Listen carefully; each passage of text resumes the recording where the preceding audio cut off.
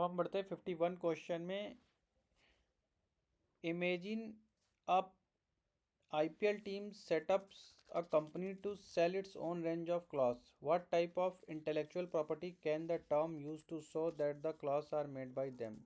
यानी कि IPL team अपने कपड़ों की रेंज बेचने के लिए कंपनी स्थापित करती है। टीम किस प्रकार की बौद्धिक संपदा का उपयोग यह दिखाने कर सकती है कि कपड़े उनके द्वारा बनाए गए हैं। तो ये ट्रेडमार्क होगा इसका सही answer. Option C is correct. How long does patent usually last for? जो पेटेंट होते हैं उनकी अवधि कितनी होती है? तो इसकी अवधि होती है 20 साल। Option B is correct. The concept of freedom of trade and commerce mention in the Indian constitution is motivated from the experience of the following country. इसका सही आंसर है ऑप्शन बी। काफ़ी सारे कन्फ्यूज़न लोगों को ए और बी में है, लेकिन इसका सही आंसर बी है। Question number 54, which of the following writ is issued? ये काफ़ी इजी क्वेश्चन है। इसका सही आंसर ए है, दैट इज मैंडमस। डिटेल में रिट मैंने बता रखी है IB 17 का जब मैंने कराया था पेपर, और इससे पहले भी मैंने अपने कॉन्स्टिट्यूशन के लेक्चर में ये सब कवर करा रखा है। तो आप जानना चाहते हैं तो मैं डिटेल लिंक आपकी रिक्वेस्ट पे आपको सेंड कर दूंगा, आप वहाँ से ये सारी रिट पढ़ सकते हैं। Which of the following Constitution Amendment Act has been made the provisions for the publishing Hindi translation of the Constitution? तो निम्नलिखित में किस संवैधानिक संशोधन में संविधान का हिंदी अनुवाद प्रकाशित करने का प्रावधान किया गया है? ये 58th अमेंडमेंट है। अमेंडमेंट बहुत इंपॉर्टेंट थे, मैंने पहले कहा था, तो अमेंडमेंट काफ़ी आए भी हैं। Which of the following is landmark judgment for the colourable legislation 56? Constitution बहुत आया है इस बार, तो इसका सही आंसर है ऑप्शन ए, बिहार राज्य बनाम Kameshwar Singh. I guess 17 question आए हैं कॉन्स्टिट्यूशन की। कॉन्स्टिट्यूशन बहुत ज़्यादा आया है इस बार पेपर में। विच of the following constitution amendment act was pass in the light of advisory opinion receive in the री केस? 57 क्वेश्चन। इसका सही आंसर है 9th अमेंडमेंट। 1960 का 9th अमेंडमेंट एक्ट है, संविधान का 9वां संशोधन अधिनियम 1960। तो 57 का answer number C is correct. 58 question, which of the following provision of the Constitution of India is relevant for solving the question of repugnancy between the central law and state law? जब central law और state law के बीच में कुछ असंगत बातें होती है तो उसका निराकरण जो होता है, प्रश्नों का हल करने का जो प्रासंगिक है, वो अनुच्छेद 254 है, आर्टिकल 254 है, सेक्शन सेक्शन नहीं, आर्टिकल 254 है। तो ऑप्शन सी इसका करेक्ट है। सेक्शन कहने की आदत पड़ चुकी है। 59 question, What transition period was provided in the Constitution of India for changing the official language of Union from English to Hindi? 59 का करेक्ट आंसर जो है वो क्वेश्चन पूछा गया है, ऑप्शन सी करेक्ट है। 15 ईयर्स इसका है, तो 59 का ऑप्शन है C correct. Which of the following case it is held that there could be no reservation on single post in a कार्डर?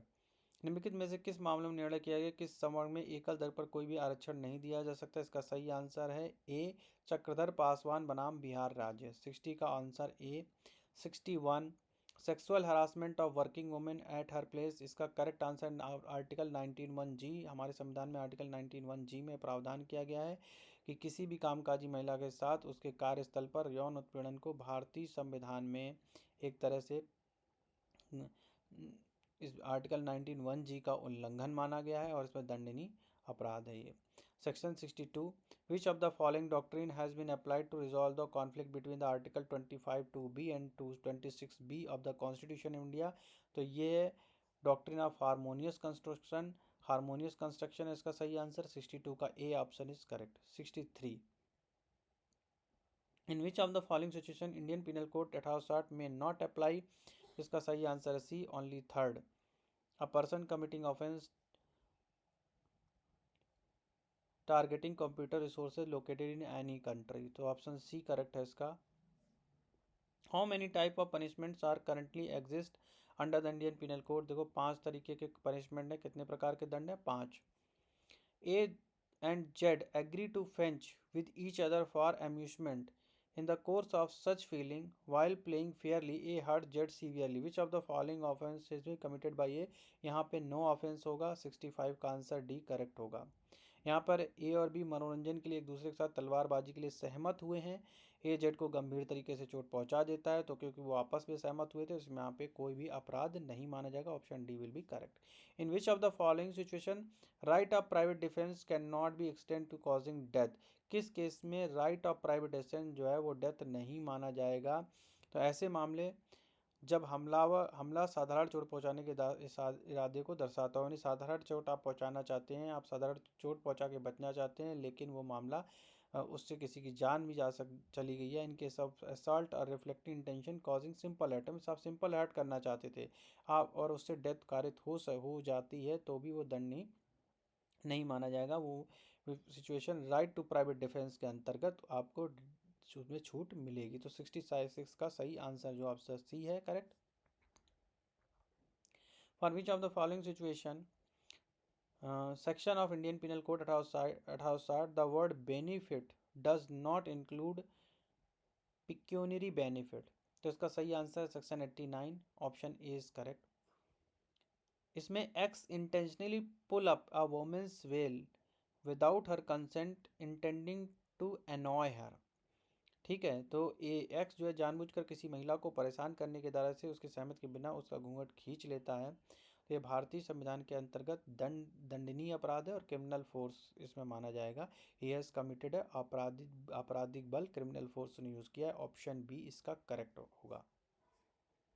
69 What punishment is prescribed under the Indian Penal Code 1860 for the person who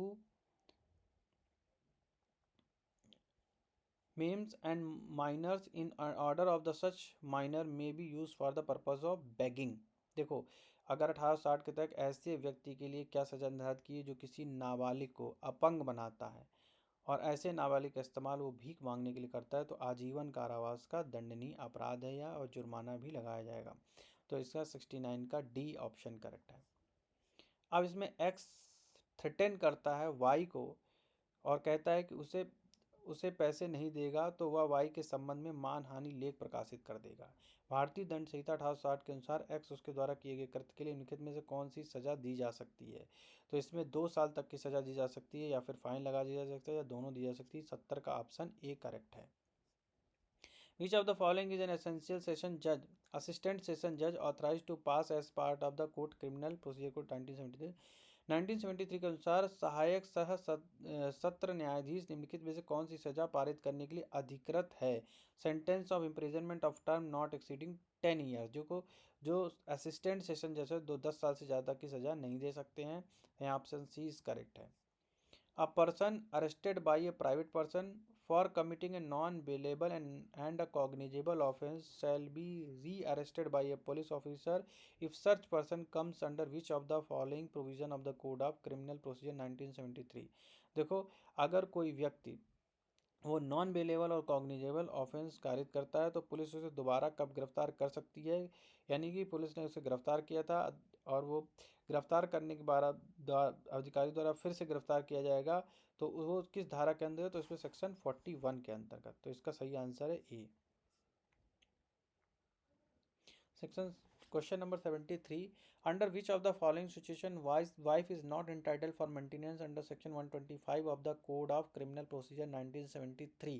तो इसका सही answer है B, voluntary wife refuse to live with husband. ठीक है, निम्नलिखित में किस स्थिति में पत्नी दंड प्रक्रिया संहिता की धारा 125 के तहत भरण पोषण की हकदार नहीं है? जब पत्नी स्वयं voluntary refuse to live with husband, पत्नी स्वयं पति के साथ रहने से मना कर दे अपनी इच्छा से। तो 73 का option B is correct. 74 Which of the following procedure is dealt under section 164A of the Code of Criminal Procedure 1973? इसका सही आंसर है medical examination of victim of rape. तो सही आंसर इसका ए, 74 का ये करेक्ट आंसर है। 75 which of the following is incorrect with respect to the diary of proceeding in investigation as per the code of criminal procedure 1973? देखो, जो police diary होती है वो कभी भी एविडेंस नहीं माना जा सकता है। ये सेक्शन में सीधे सीधे मेंशन है और मैंने सेक्शन को डिटेल में बताया अपने एक पुराने वीडियो में, अभी मैंने डिस्कस किया था। तो इसमें साफ साफ मेंशन है कि जो पुलिस डायरी होती है उसको कभी भी, ये सेक्शन 172 है, diary for procedure diary of processing in investigation. तो इसमें 1A में देखो साफ साफ पहली सिचुएशन बताई गई, 1B में दूसरी सिचुएशन मेंशन की गई है, और इसमें ये लिखा गया है एनी क्रिमिनल कोर्ट में send for the police diaries of the case under inquiry और trial in such court and may use such diaries not an evidence. तो ये डायरी का एविडेंस के तौर पर यूज नहीं कर सकता है। तो अगर आपको रेफरेंस लेना है तो आप section 172 diary of proceeding investigation में जाके देख सकते हैं इसका। तो सही आंसर इसका क्या है? सही आंसर है एविडेंस को नहीं माना जाएगा। ठीक है, तो सही आंसर इसका सी है। 75 तक करते हैं। अब 25 क्वेश्चन अपने नेक्स्ट वीडियो में कवर करता हूँ। तो नेक्स्ट वीडियो देखते हैं अपना। और thank you for watching. Please like, subscribe and comment.